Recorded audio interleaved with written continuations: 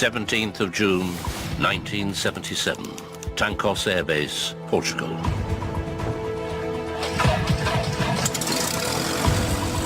A routine flight for José Francisco Rodrigues, a pilot in the Portuguese Air Force. 11:15 a.m. The wheels of his Dornier 27 lift off the runway.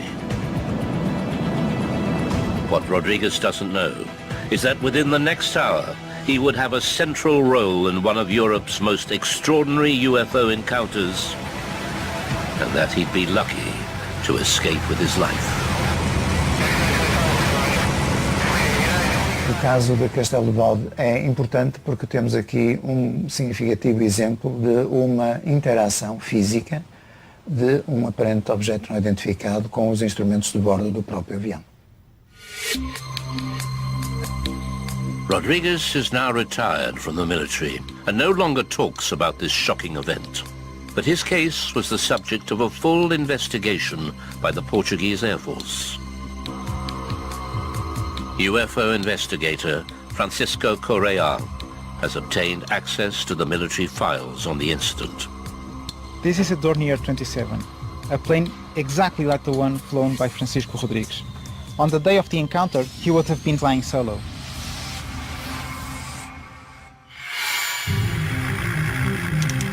The Dornier 27 is a German single-engine light utility aircraft popular among pilots for its aerial maneuverability. Although just 23 years old, Rodrigues is an experienced pilot, a sergeant with over 800 flying hours behind him.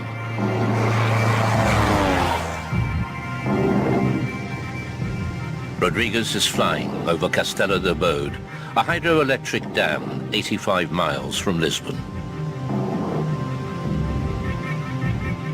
Less than an hour after takeoff, he notices a dark object through the clouds. He radios back to base to find out if any other aircraft are flying in the area. I'll inform airborne from runway 4 climbing to 2,000 feet inbound Alpha Gunnar Dam.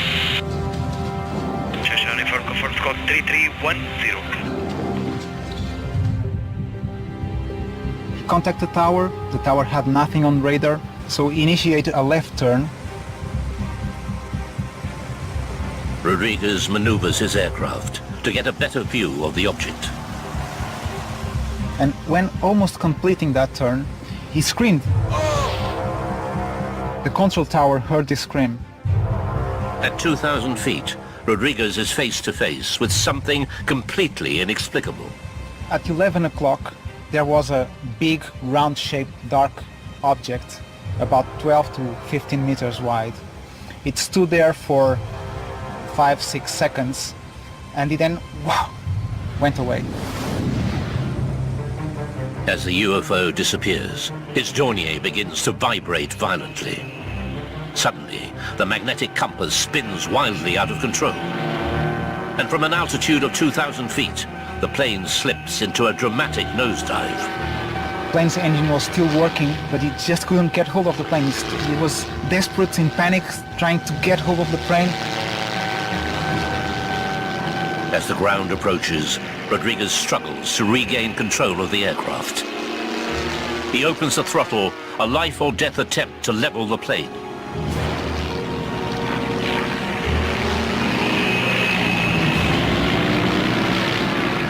Just above the dam, he manages to stabilize the Dornier.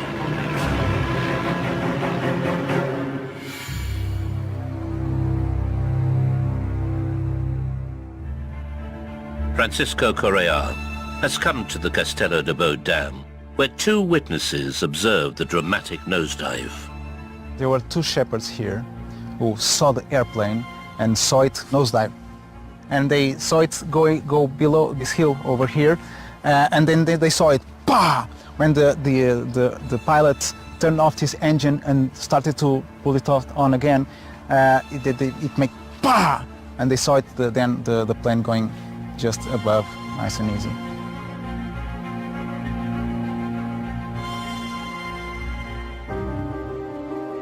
On landing, the pilot undergoes a full medical examination. Although shaken, he's in good physical shape and immediately reports the UFO sighting to senior officers. Pilots are often reluctant to come forward and speak about UFO sightings. They fear that they'll be ridiculed, they fear that there might be adverse consequences in terms of their career. But the Portuguese Air Force take the report seriously and launch a thorough investigation into the incident.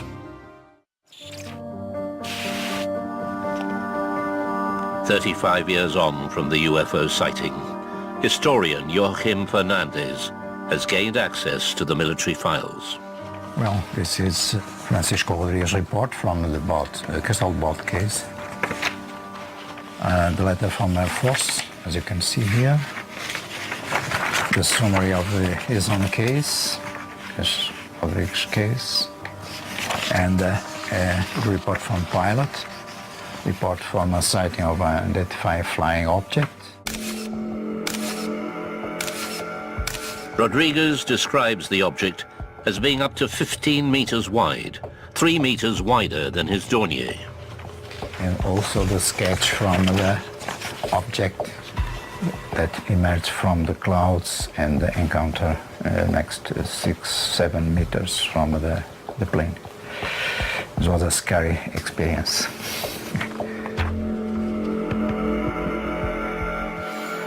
The first mystery. Why did this large object flying at high altitude fail to appear on radar? Chris Morshead was a radar engineer with the Royal Navy for 30 years and has full faith in the technology. When it comes to reporting objects, radar is probably far more accurate than the pilot. At high levels, it would be extremely unusual for something that physically appeared in front of a pilot not to actually be picked up on a radar. At an altitude of 2,000 feet, the UFO should have been detected. So the possibility remains that what the pilot saw was not a solid object at all. Quite often you do get atmospheric situations where tricks can be played on the eye, and it very much depends on the pilot, the lighting conditions, the weather conditions around him as to what he actually sees. And it can be quite easy to make mistakes.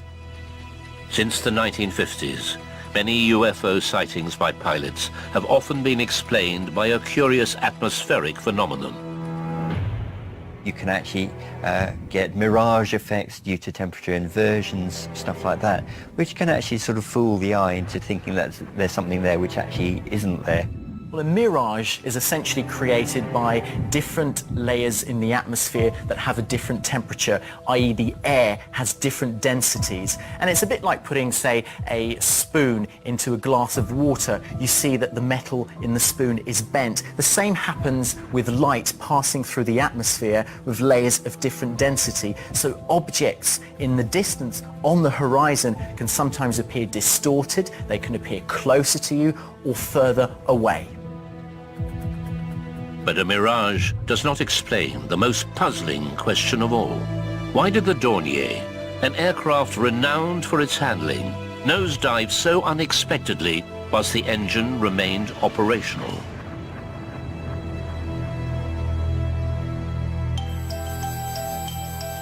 Professor Raul Berengel explains the dynamics of flight. You have a low pressure above the wing and underneath the wing a high pressure. A wing is designed so the air moves faster over the top surface than it does over the bottom. The slow-moving air beneath the wing has a higher pressure, which gives the aircraft lift. If this phenomena goes at very high speed, aside from the plane, what happens? You just lost your lift. Then the plane plunges down. A jet passing at high speed could have sent the Dornier into a nosedive. But it doesn't explain why the magnetic compass spun wildly out of control. Well, in order to spin a compass, at that distance will be needed a force, a magnetic field generated by this object that goes around the plane. And a normal plane or a jet do not have such an amount of magnetic field.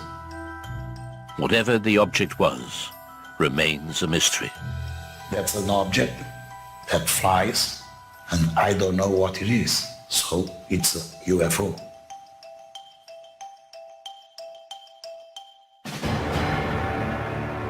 But something else from that day adds an intriguing twist to the story. As Rodrigues slips into his nosedive, workers at the Castelo de Bode Dam are dealing with an emergency of their own.